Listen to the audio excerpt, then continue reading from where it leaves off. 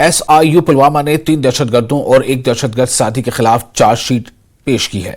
SIU Pulwama ने 3 दहशतगर्दों के खिलाफ एक FIR के तहत चार्जशीट पेश की है। इसमें एहसानुल हक शेख साकिना बरन पुलवामा, ओवैस फिरोज मीर साकिना फरिस्तबल पांपोर और अबरारुल इस्लाम साकिना पाकिस्तान शामिल हैं।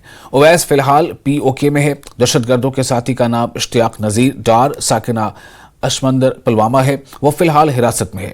NIA कोर्ट पुलवामा में चार्जशीट पेश की गई है। इसी केस में एक और मुलजिम अब्बास मजीद पर्रे साकिना अशमंदर पुलवामा के खिलाफ चार्जशीट पहले ही JJB कोर्ट पुलवामा में जमा कराई जा चुकी है।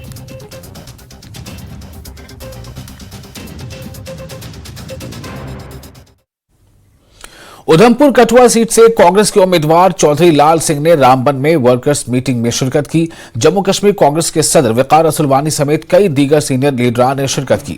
लीडरान ने वर्करों को गांव देहात में जाकर कांग्रेस पार्टी के मशवरे को और उसकी मंशूर को हर घर तक पहुंचाने की अपील की है। वकार रसूल ने DPAP उम्मीदवार को तनकीद का निशाना बनाते हुए कहा कि इस बार कांग्रेस को BJP और उनके हिमायती उम्मीदवार से मुकाबला है। चौधरी लाल सिंह ने अवाम को एकजुट होकर कांग्रेस पार्टी का साथ देने की अपील की है ताकि जम्मू कश्मीर के वकार को दोबारा बहाल किया जा सके।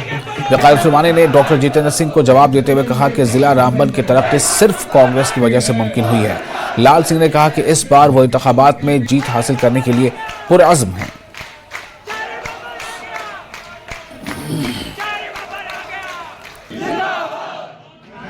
जब हमारी सरकार थी तब थ्रू हुआ था।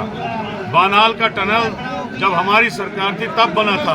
रेलवे जो है हमारे टाइम में मनमोहन सिंह बानाल आया, इनॉग्रेशन भी किया और आगे का फाउंडेशन भी डाला। और ये जो हाईवे है ये कांग्रेस की देन है। उसने डॉक्टर जितेंद्र ने 10 साल न लोगों में नजर मारी, न किसी कॉन्स्टिट्यूंसी में आया, न उसने किसी का काम किया। अब उसकी हालत खस्ता है, फ्रस्ट्रेशन में ये बातें बोलता है। This game is now over. वो हार चुका है। और चौधरी लाल सिंह और कांग्रेस उसको उखाड़ के फेंक देंगे। बड़ी अच्छे तरीके से हम इस इलेक्शन में जीत हासिल करेंगे, अब चिंता मत करें।